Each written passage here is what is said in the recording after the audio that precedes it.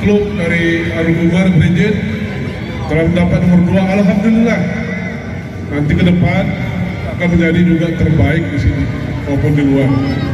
Ini berkat daripada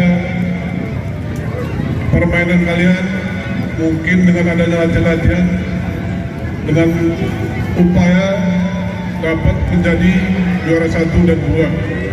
Turnamen volleyball Piala Pemuda Kampung Jaluk dengan resmi kami nyatakan ditutup.